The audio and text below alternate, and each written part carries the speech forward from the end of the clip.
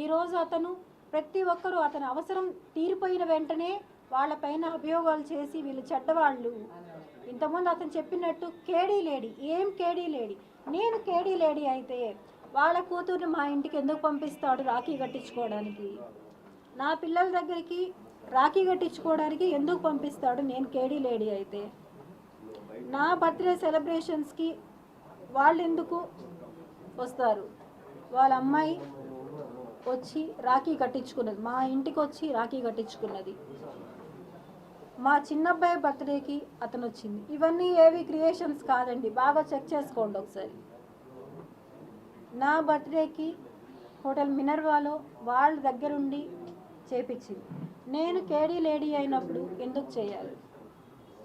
అతను నన్ను గాయపరిచిన ఇది, అతనే తీసుకెళ్ళి హాస్పిటల్లో స్టిచెస్ వేయించిన ఇది, గాజు పెంకు పైన నన్ను తోసేసి దారుణంగా తోసి బ్లడ్ అవుతుంటే ఆ గుడ్డ చుట్టి నన్ను తీసుకొని వెళ్ళి హాస్పిటల్లో స్టిచెస్ వేయించిన ఇది కాదు అని చెప్పి అతన్ని కాణిపాకంకి వచ్చి ఒట్టేయమని చెప్పండి, నేను ఒప్పుకుంటాను. ఆ అమ్మాయి ప్రతి ఫంక్షన్కి వాళ్ళ కూతుర్ని మా ఇంటికి పంపిస్తారు. ఈరోజు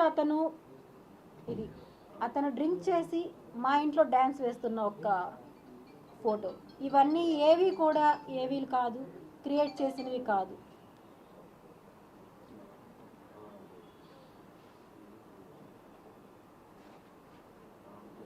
ఇది అతని బర్త్డే రోజు మా ఇంట్లో నేను సెలబ్రేట్ చేసిన ఫోటో.